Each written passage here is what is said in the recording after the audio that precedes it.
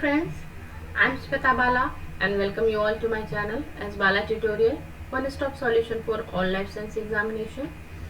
So today we discuss about the agrobacterium mediated gene transfer.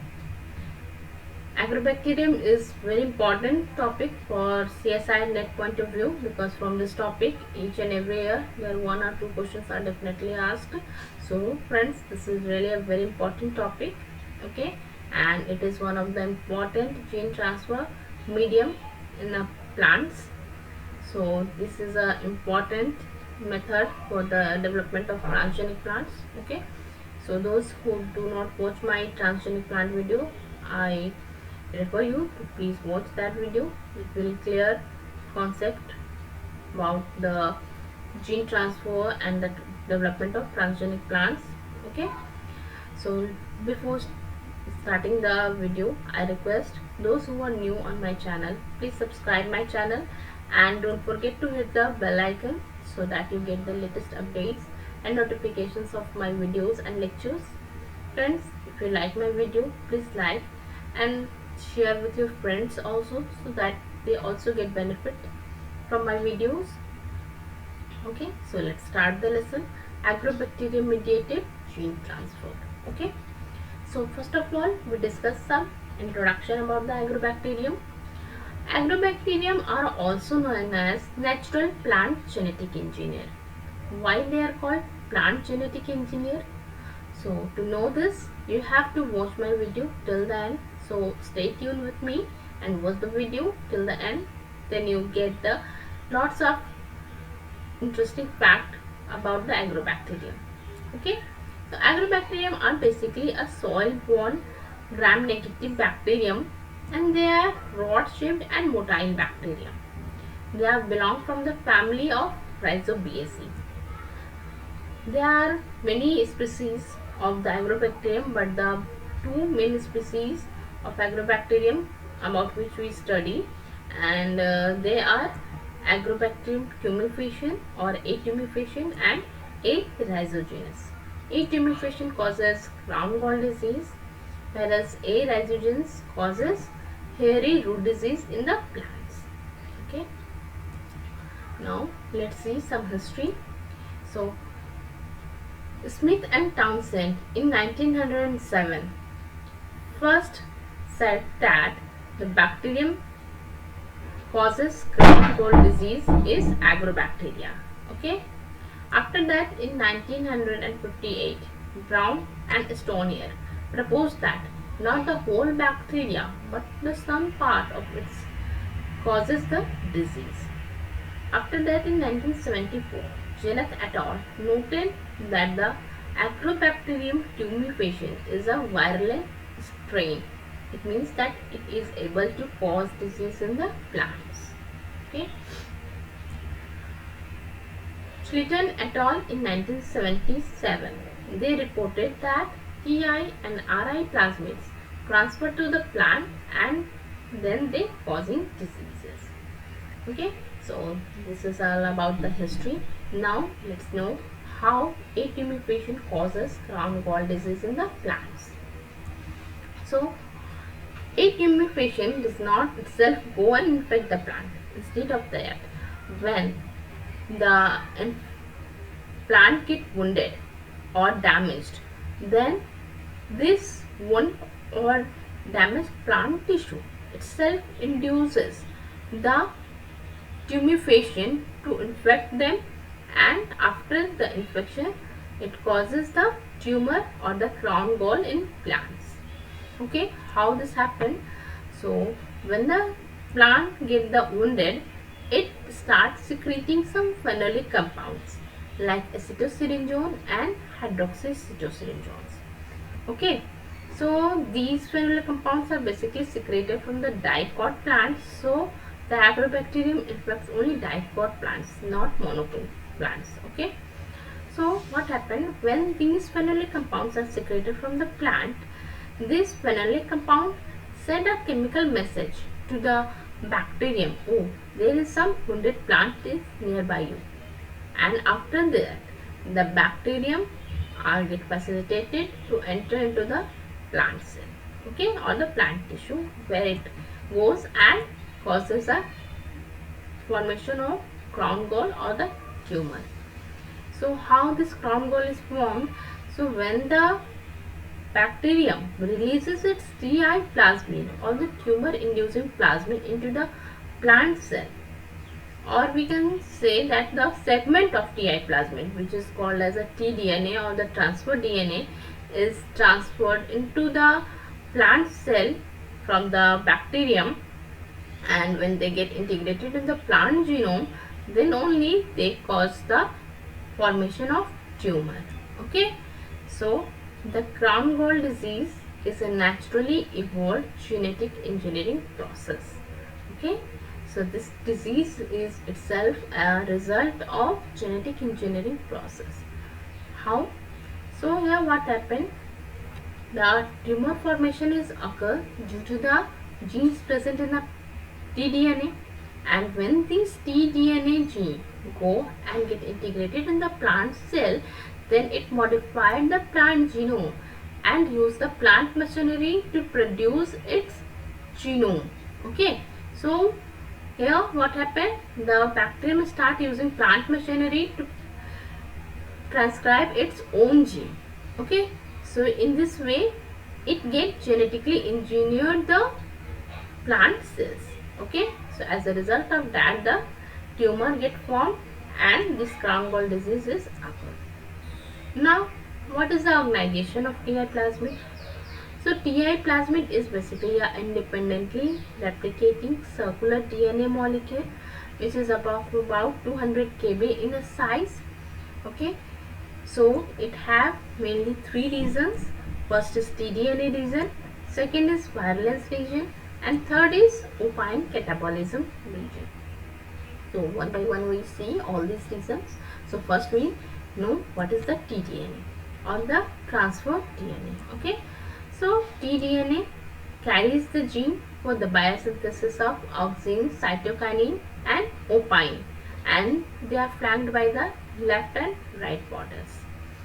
So here you can see that the auxin and cytokinin genes is present in bacterial genome, but they are not of use for the bacteria because they are the plant hormone, phytohormones. So there is no use of auxin and cytokinin in the bacteria, but they still contain these genes. For what? So these genes are used when they infect the plant cell. There they start producing auxin and cytokinin, and these phytohormone help in the proliferation of the plant cell. Okay, so these are the genes mainly responsible for the formation of tumor in the plant cell. So the auxin, cytokinin and opine synthesizing gene are referred as altogether a oncogenes. Oncogenes, or it means tumor causing or the tumor inducing gene. So these auxin and cytokinin causes the plant cell to proliferate.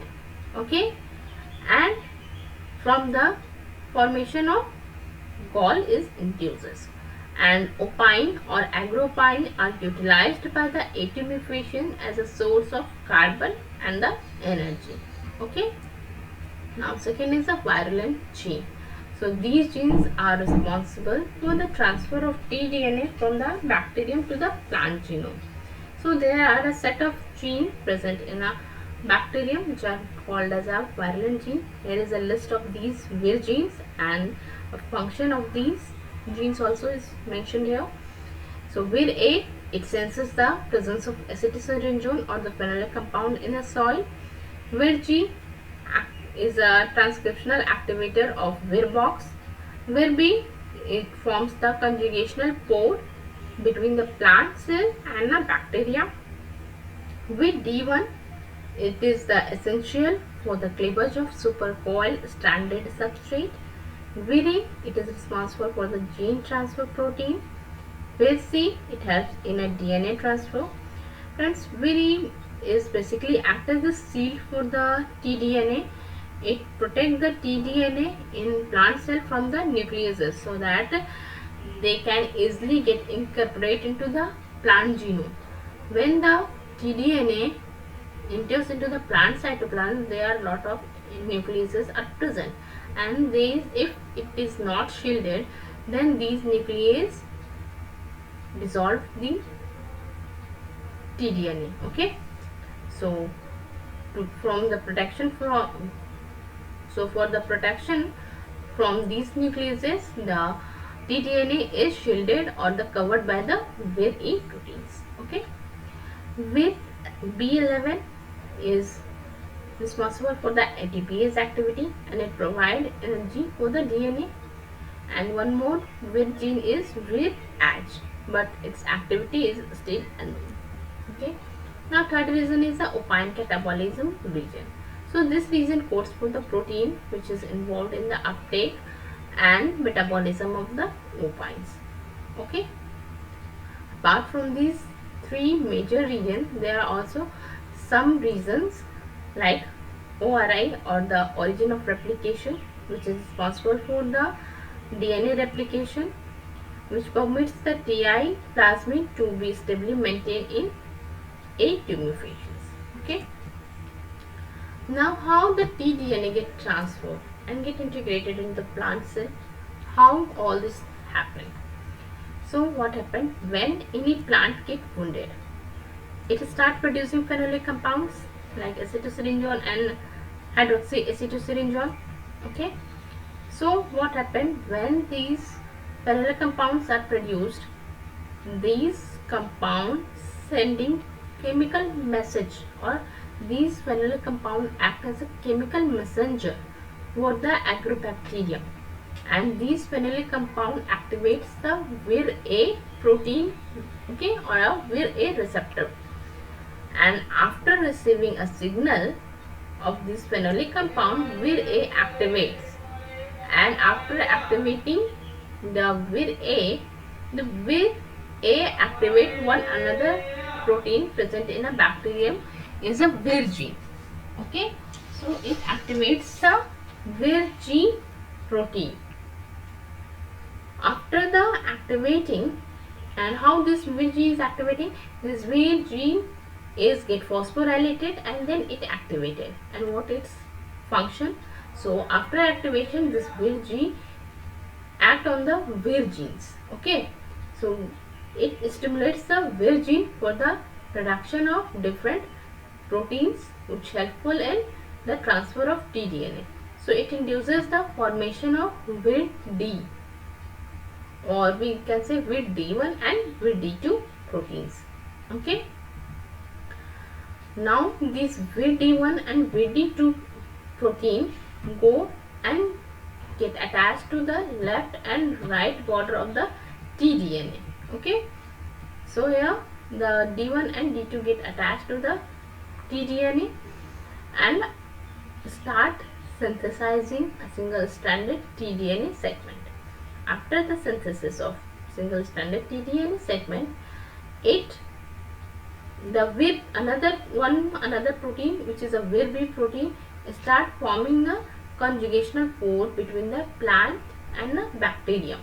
And after the formation of pore, this tDNA along with the Vir-D2 protein get shielded or covered with the Vir-E protein, and after that this Vir-E protein along with the tDNA get transferred into the plant genome through the Vir-B pores. Okay, the pores formed by the Vir-B proteins, and go and get integrated in the plant genome, and after the integration into the plant genome, they start synthesizing their auxin, cytokinin and opine genes by using the plant machinery, and as a result of that, a crown gall disease or a tumor is formed.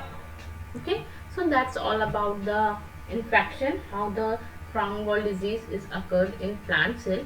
Now we discuss how these TI plasmid are used in plant biotechnology for the delivery of exogenes, or how we can use these TI plasmid as a vector system. Okay, so for developing the TI plasmid as a tool for gene transferring, we use following simple methods. Okay, so first step is disarming the tDNA. For this, what we do, we cut out the unnecessary genes like auxin and cytokinin, because these genes only for the producing tumor and this is not of our use. Okay, so we cut out the auxin, cytokinin and opine gene segments, and at the place of these genes, what we do, in second step, we insert the gene of our interest between the left and right border. Okay, now after that, what we do, as TI plasmid is a large plasmid and it is difficult to manipulate in vitro, because it is only one plasmid is developed, but only one plasmid is not enough to infect large number of plants. So what we do, we multiply these plasmids, and for multiplying this plasmid we use E. coli bacteria. Okay, so these plasmids are really very large in size to manipulate inside the E. coli bacteria. So to overcome this problem, we use two strategies. First is the binary vector system and second is the co-integrated vector system. So what happens in binary vector system? In this system, we use two plasmids. Okay, and both the plasmid complement each other in the same bacterial cell. So one plasmid contains the tDNA along with our gene of interest, and another plasmid contain the Vir genes. Okay, and now with the assistance of the plasmid containing Vir gene, these another plasmid which have the tDNA easily get transferred into the plant cell and infect the plant cell. Okay, the second method is co-integrated vector transfer system. So what happens in this system, the vector are constructed by the homologous recombination of an E. coli plasmid with the tDNA region of an exogenous TI plasmid in Agrobacterium. Okay, so for integration of the two plasmids, we require a region of homology present between both of them. So for the co-integration or the co-integrated plasmid contain the following regions. The first is Vir gene region, second is left and right DNA borders, and third is the exogenous DNA sequence between the two DNA borders, and fourth is the plant and bacterial selective markers. Okay, so in case of co-integrated vector system, what we do, we construct a new plasmid which contains Vir gene, left and right border of the tDNA, our gene of interest, or we can say the exogenous DNA sequence, and fourth one is the plant and the bacterial selectable markers. So all when we all join all these together, then we get construct a new co-integrated vector system which is used for the transfer of genes from the plant bacterium or the E. coli to the plant cell. Okay, so that's all about the Agrobacterium mediated gene transfer method. That's all for today's lesson. Thank you for watching my video. For more information and query, you can join me also on the Telegram, and on Telegram my channel is Life Science Tutorials. Okay, so guys, please subscribe today my channel as Bala Tutorials for more videos like this. Okay, for different life science examinations. Thank you and bye bye.